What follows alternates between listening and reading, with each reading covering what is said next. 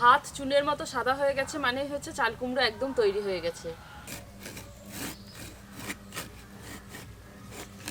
দেখুন তো চিনতে পারেন কিনা, আর কোটিংটা কত সুন্দর হয়েছে দেখেছেন। এরকম করে ভালো করে ফুটো ফুটো করে নেব। দেখুন কত সুন্দর নরম হয়ে গেছে, ভিতরটা কি সুন্দর নরম রসালো। আর আমাদের বাড়িতেই চাল কুমড়ো গাছ লাগানো হয়েছিল, আর একটা চাল কুমড়ো যেটা প্রথম ধরেছিল সেটাই রেখে দিয়েছিলাম। দেখুন কত বড় হয়েছে। দিয়ে আস্তে আস্তে টানবি, পড়ে গেলেই ফেটে যাবে। ভার আছে, প্রচন্ড ভার আছে। আর এই চাল কুমড়োটাই কিন্তু সব থেকে বড় হয়েছে। কত বড় সাইজ দেখুন।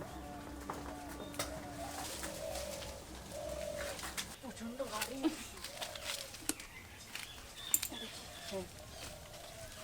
তুলে নিয়েছি একটা বিশাল বড় সাইজের চাল কুমড়ো। চলে যাবো এখন রান্নার কাছে। দেখে নিয়ে যাও, পরে খেতে যাবে।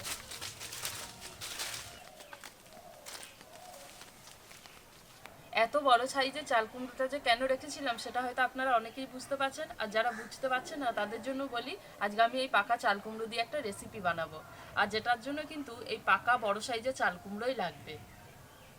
আজকে যে রেসিপিটা বানাবো তার জন্য চাল কুমড়োটা রেডি হয়েছে কিনা একবার দেখিয়ে দেবো। চাল কুমড়োর গায়ে হাত বোলাচ্ছি, দেখুন হাত পুরো সাদা হয়ে গেছে। এবার এই চাল কুমড়োটাকে কেটে নেব। ছুরি দিয়ে বিয়ে কাটার চেষ্টা করেছিল, কিন্তু ছুরি দিয়ে একদমই কাটা হয়নি, এতটাই জন্য করাত নিয়েছি। আচ্ছা কড়াত দিয়ে চাল কুমড়ো কাটা হবে। আবি শুরু করো, আমি ধরে আছি। কড়াত দিয়েও শক্ত লাগছে।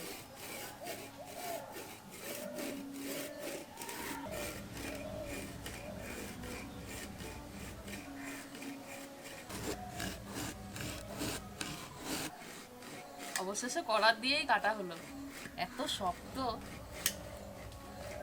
যাচ্ছে তো।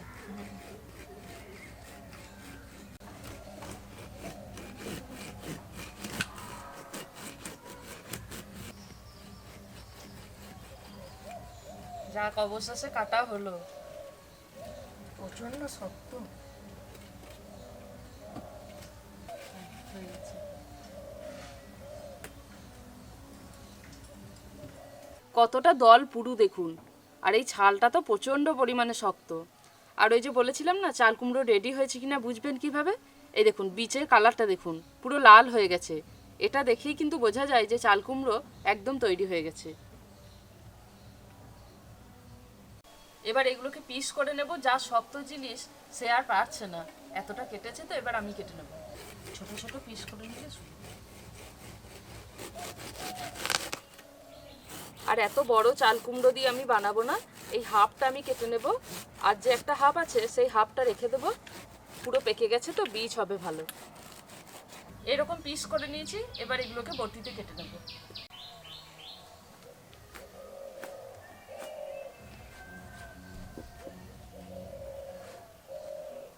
ছোট পিস হয়ে গেছে তো এবার বটিতে কাটতে সুবিধা।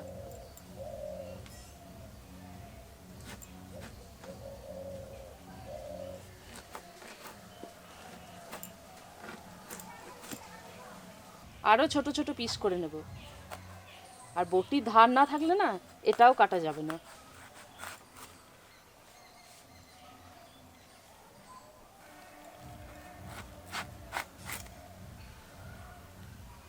আজকে আমি এই পাকা চাল কুমড়ো দিয়ে যে রেসিপিটা বানাবো সেটা হচ্ছে চাল কুমড়োর মোরব্বা। আমরা তো মোরব্বা বাজারে কিনেই খেয়ে থাকি, দেখবেন কেকের মধ্যেও কিন্তু মোরব্বা ব্যবহার করা যায়। আজকে এই চাল কুমড়ো দিয়ে আমি মোরব্বাটা বানাবো একদম সহজ পদ্ধতিতে। বীজটা বাদ দিয়ে দিয়েছি, এবার এই সবুজ ছালটাও বাদ দিয়ে দেবো। এই ছালটা কিন্তু একটু বেশি করে বাদ দেবো যাতে সবুজ অংশ একটুও লেগে না থাকে। আর দেখুন বীজটাও কিন্তু অনেকটাই কেটে বাদ চলে গেছে। আর এই সবুজ অংশ থাকলেই কিন্তু মোরব্বা নষ্ট হয়ে যাবে, বেশি দিন ভালো থাকবে না। আর এটা কিন্তু বানানো ভীষণই সহজ, কিন্তু প্রসেসটা একটু লেন্দি। বীজ আর ছাল ছাড়িয়ে রাখা চাল কুমড়োগুলো দেখুন আমি কেটে নিয়েছি পরিষ্কার করে। এবার এগুলো এত বড় বড় রাখবো না, এগুলো ছোট ছোট পিস করে কেটে নেব। খুব বেশি পাতলা করব না, এরকম মোটা মোটা করে কেটে নেব। এভাবে আমি সমস্তটা কেটে নেব। মোরব্বা পারফেক্টলি বানানোর জন্য কিছু কিছু স্টেপ আছে, যে স্টেপগুলো ফলো করলেই কিন্তু মোরব্বা খুব সুন্দরভাবে বাড়িতেই বানানো যাবে। এই যে চাল কুমড়োর পিসগুলো ছোট ছোট করে কেটে নিয়েছি, সবুজ অংশটা থাকলে চলবে না একেবারেই। এবার এই চাল কুমড়োগুলোকে আমি কাঁটা চামচ দিয়ে ভালো করে ফুটো ফুটো করে দেবো, তাতে করে এই চাল কুমড়োটা একটু নরম হয়ে যাবে। যতটা সম্ভব ভালো করে ফুটো ফুটো করে নেব, দুই দিক সমানভাবে করব। আর এটা করতেই কিন্তু সব থেকে বেশি সময় লাগে। ভালো করে ফুটো করে নিয়েছি। এখন দেখুন আমি চাপ দিচ্ছি, এখন কিন্তু মোড়া যাচ্ছে, আর দেখুন জল বেরিয়ে যাচ্ছে। এইভাবে আমি বাকি চাল কুমড়োগুলো ফুটো ফুটো করে নেব। আর এই সময় চাল কুমড়োটাকে একদম ভালো মতো ফুটো করতে হবে, তাতে কিন্তু চাল কুমড়োটা একদম নরম হয়ে যাবে।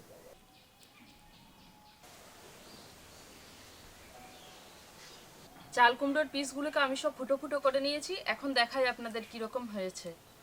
এই দেখুন কাঁটা চামচ দিয়ে পুরো ঝাঁঝরা করে নিয়েছি, আর এখন দেখায় কত নরম হয়েছে। দেখুন এই দেখুন জল বেরোচ্ছে। এবার এই ঝাঁঝরি করে নেওয়া চাল কুমড়ো থেকে কিন্তু সঙ্গে সঙ্গে মোরব্বা তৈরি হবে না। এবার এই চাল কুমড়োগুলোকে প্রসেস করে নেব। একটা প্লাস্টিকের গামলার মধ্যে জল দিয়ে দেব। আমি এখানে যতটা পরিমাণ চাল কুমড়ো নিয়েছি সেগুলো যাতে সব ডুবে যায় সেই মতো জল এখানে নিয়েছি। এবার এখানে বড় চামচের 1 চামচ পরিমাণ চুন নিয়েছি, যে চুন পান খাই সেই চুনই নিয়েছি। এই চুনটা এখন জলের মধ্যে গুলে নেব। চুনটাকে ভালো করে জলের মধ্যে গুলে নেব। চুনটাকে ভালো করে জলের মধ্যে গুলে নিয়েছি। এবার এই কেটে ঝাঁঝরি করে রাখা চাল কুমড়োগুলো এই চুন জলের মধ্যে দিয়ে দেব।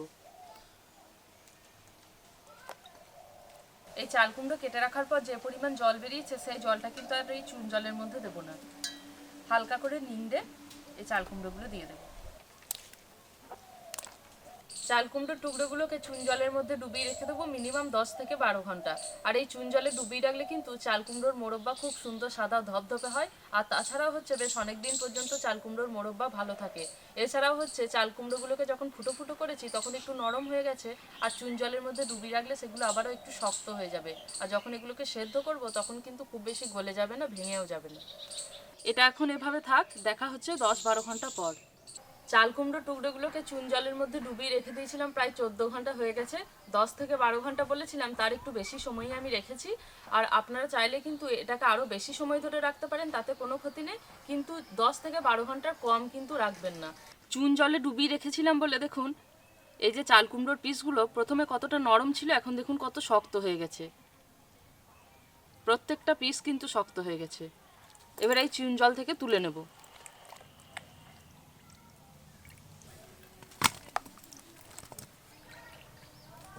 এবার আমি এই চাল কুমড়োর পিসের মধ্যে জল দেব। আর এই সময় চাল কুমড়োটাকে জল পাল্টা পাল্টা বেশ কয়েকবার ধুয়ে নেব, যাতে জলটা একদম স্বচ্ছ হয়ে যায়। আর চাল কুমড়োর মধ্যে কিন্তু কোনোভাবেই চুন জল থাকা চলবে না। আর দেখুন জলটা কীরকম ঘোলা হয়ে যাচ্ছে, তার মানে হচ্ছে চাল কুমড়োর মধ্যে থাকা চুন জল কিন্তু বেরিয়ে যাচ্ছে। এবার বেশ কয়েকবার ধুয়ে নিয়ে চলে আসবো।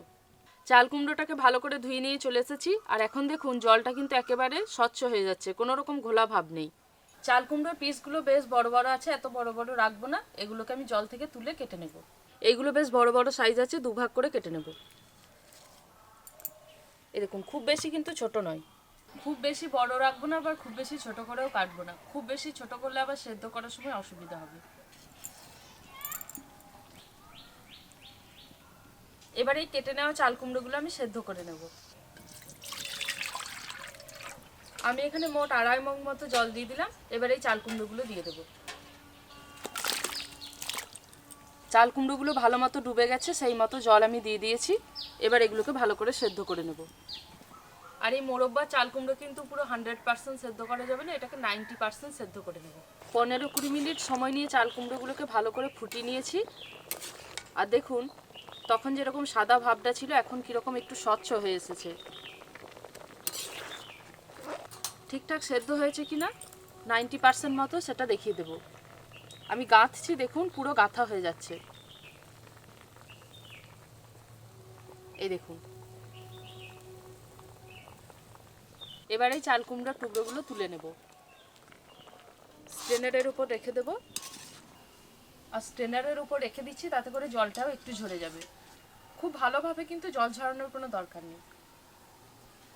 এবার হচ্ছে মোরব্বা তৈরির ফাইনাল প্রসেস, সেটা হচ্ছে চিনির রসে ফোটানো। এই যে একটু ধোয়া ধোয়া উঠছে, এই অবস্থায় এটাকে আমি চিনির সাথে মেখে নেব। আমি চাল কুমড়োটাকে ওজন করে নিয়েছিলাম, প্রায় 1.5 কিলো হয়েছে। এর সমপরিমাণ চিনি আমি এর সাথে দিয়ে মেখে নেব। কড়াইতে চিনি দিয়ে দেব, কিছুটা চিনি আমি দিয়ে দিলাম। এবার এই চাল কুমড়োর পিস দিয়ে দেব।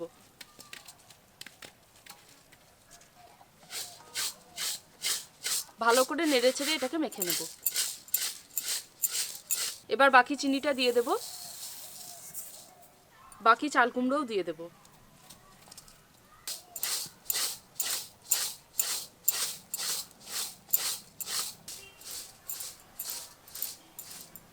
চাল কুমড়োগুলোকে ভালো করে চিনির মধ্যে মাখিয়ে নিয়েছি। আর এখন দেখুন একটুও কিন্তু জল ব্যবহার করিনি। চাল কুমড়োর মধ্যে যেটুকু জল ছিল তাতেই কিন্তু দেখুন চিনিটা একটু একটু করে গলতে শুরু করেছে। চাল কুমড়োকে চিনির মধ্যে ভালো করে মেখে নেব। চিনিটা গলতে শুরু করেছে, এই সময় আমি কড়াইটাকে উনুনে বসিয়ে নেব। এবার ভালো করে জাল দিয়ে চিনিটাকে ভালো করে গলিয়ে নেব। দেখুন এখন কিন্তু চিনির রসটা ভালো মতো ফুটতে শুরু করেছে। আর চাল কুমড়োগুলো দেখুন কি সুন্দর স্বচ্ছ হয়ে আসছে।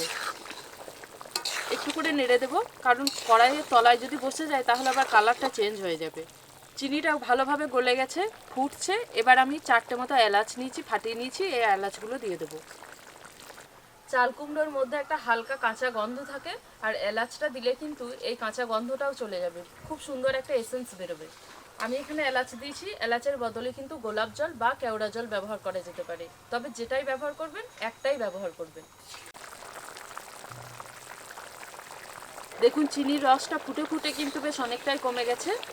আর চাল কুমড়োগুলো দেখুন এই সময় কত সুন্দর স্বচ্ছ হয়ে এসেছে। আর এই দেখুন ধারের দিকে কিন্তু চিনিটা লেগে যাচ্ছে একটু একটু, আর এরকম দানা বেঁধে যাচ্ছে। আর এই চিনির রসটা ফুটে ফুটে কিন্তু একদম কমে যাবে। এখন দেখুন চিনির রসটা একদম পুরোপুরি শুকিয়ে এসেছে, একটু একটু আছে। এই সময় নামিয়ে নেব। নামিয়ে এটাকে অনবরত নাড়াচাড়া করে ঠান্ডা করে নেব।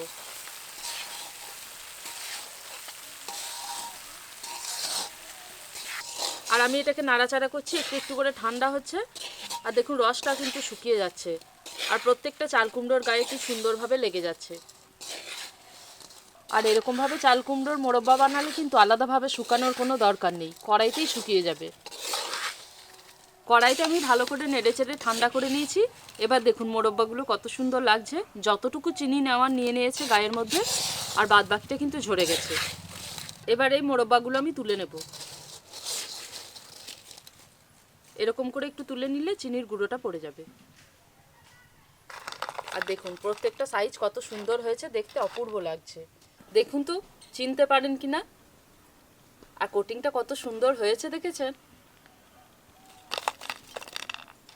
আমি যে স্টেপ বাই স্টেপ করেছি সেটা একইভাবে করবেন, তাহলেই দেখবেন পারফেক্ট চাল কুমড়োর মোরব্বা আপনারাও বাড়িতে বানাতে পারবেন। আর এখানে আমি ভিডিওতে দেখিয়েছি, এখানে চাল কুমড়োর জলটাকে কিন্তু আমি কোনোভাবেই ঝরাইনি। চাল কুমড়োর জল যেমন সেরকমই থাকবে। এখানে যখন চিনির রসে ফুটেছে তখনই কিন্তু চাল কুমড়োর জলটা একেবারে শুকিয়ে গেছে। আর আমি প্রথমেই বলেছি এই প্রসেসটা লেন্দি কিন্তু খুব সহজ। চাল কুমড়োর মোরব্বা তো তৈরি হয়ে গেল, এবার আপনাদের একটু ভেঙে দেখাই। আর দেখুন বাইরেরটা কি সুন্দর, আর চিনির কোটিংটা পড়ে গেছে তো একদম পুরো সাদা ধপধপ করছে। আর বাইরেরটা ঠিক যেমন শক্ত ভিতরটা দেখাই কি সুন্দর নরম রসালো দেখুন।